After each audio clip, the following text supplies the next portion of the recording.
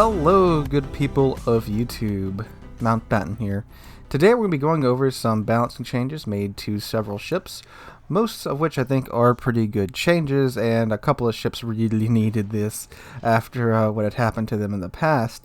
But before we get into that, I just want to correct a couple of things said in the past couple of videos, and also address some comments from the RPME video. So starting with the RPME video, in that video I said that Wargaming said they would never sell tier 10 premiums directly, and turns out that is not the case. Wargaming, well, World of Warships has never said that at all, ever. A couple comments pointed it out. I went digging for it, and yeah, couldn't find anywhere on the website, on the forums, anywhere where World of Warships directly said we will never directly sell tier 10 premium ships. So it turns out it's just one of those things that I guess myths or hearsay, they just get passed down throughout the player base from some time and thought of to be true. Now that doesn't change my opinions of the RPME. I did post this in a comment and pin it in the RPME video. I still don't support the selling of tier 10 premiums.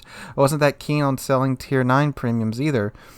But when it started with the free XP ships and the more and more free XP ships getting added to the game, I think we all kind of knew that that was the direction that the game was going in. And a lot of comments are like, well, they have to do this in order to support the game.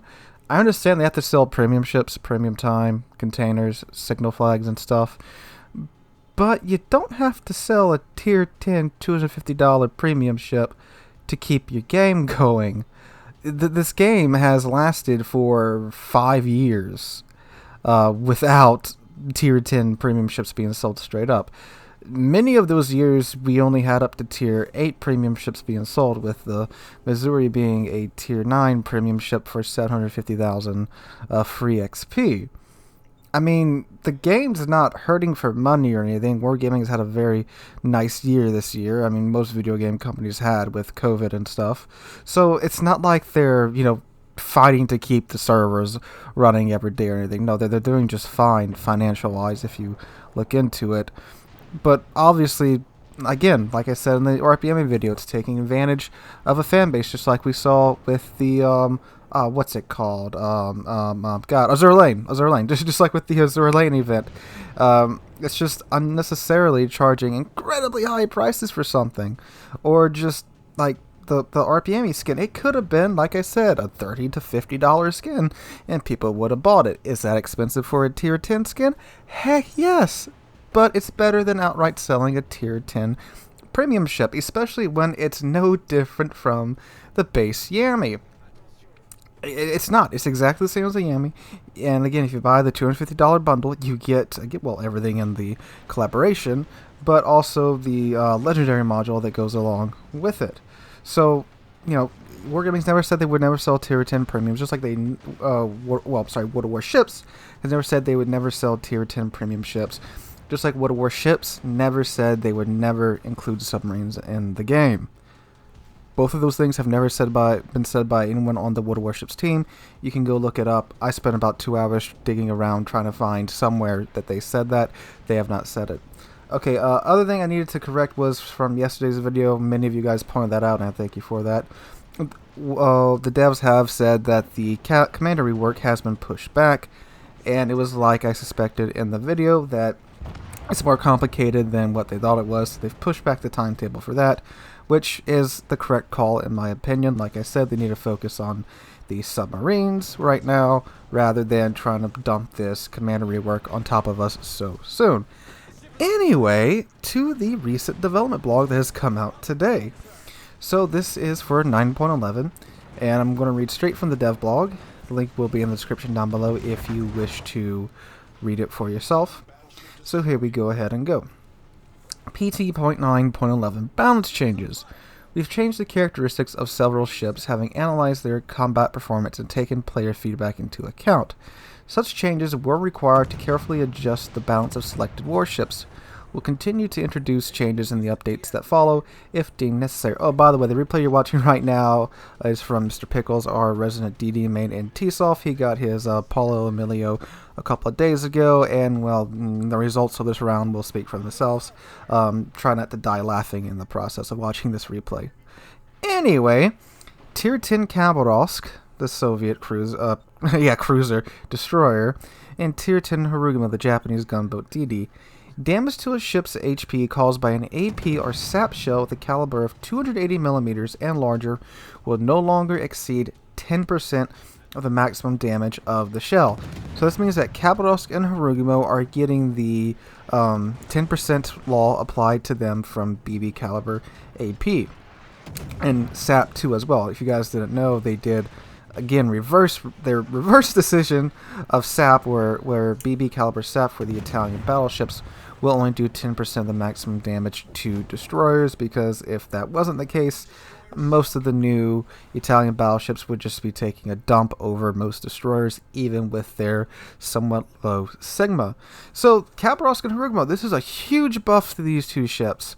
Back in the day, when the battleship AP changes were applied to like 98% of the DDs in the game, except for Khabarovsk and Harugama, they got left out, and Cab and Harugama would still take full damage pins. Well, full damage, I think it was like 30% of the maximum AP shell damage is what it used to be, from battleships. And of course, that hurts like crap. Now, Khabarovsk does have a heal to kind of make up for that, but Harugama most definitely does not. And the logic behind this was that these ships were large enough to be considered, almost like cruisers. So, and they also had much more HP than their destroyer counterparts. So they didn't get this change. But now, I think little over a year later, Cab and Harugama are now getting this change, which this is the first buff Khabarovsk has gotten in, I think, forever. And Khabarovsk is a Soviet DD, if you didn't know. The thing's almost extinct in game. You'll see a couple of old school DD players still running around in it, like mad lads. Khabarovsk used to be like the terror of World of Warships for a very long time. And back in the day, like 2-3 years ago, it was one of the only true HE spammy ships, well, what we would consider today HE spammy ships. I mean, like, again, 2-3 years ago, it was like Des Moines and Khabarovsk were the HE spammers, but nowadays they look pretty innocent. And Khabarovsk kind of flies in the face of the notion of Russian bias, because this thing has been nerfed into the dirt, then nerfed below the dirt that it was just nerfed into. I mean, it's gotten so many changes to it, and this is the first buff, and Khabarovsk used to be an absolute monster back in the day. We had one fellow in Alpha, my old clan, a fellow by the name of Ivan, who could like murder an entire clan battles team with legendary mod Kaba. It was hilarious. But nice to see Khabarovsk is getting a buff here, and Harugama, still very much Harugama.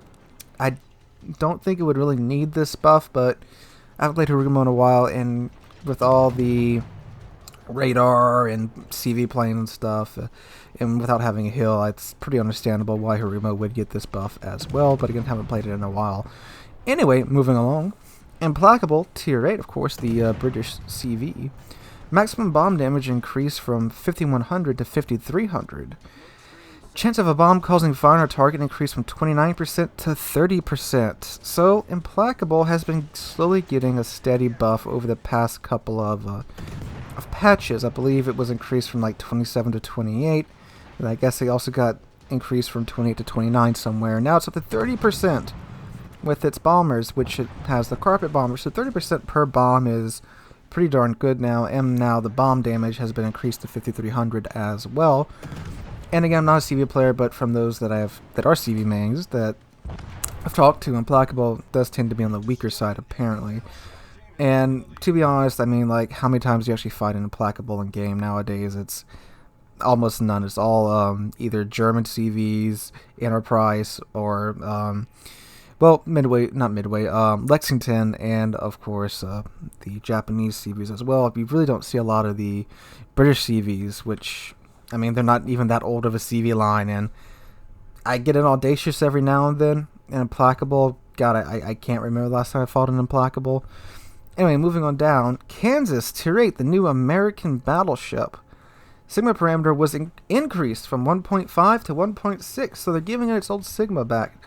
Well, not its old Sigma back. I think started out life with like 1.7 Sigma and a 30 or 35 second reload time, and now it's 40-second reload time with 1.5 Sigma, which is well, pretty bad. I haven't played it yet, I haven't unlocked it yet, but it is coming out in the next patch, so I will get my hands on it, which is pretty not great from what I've seen.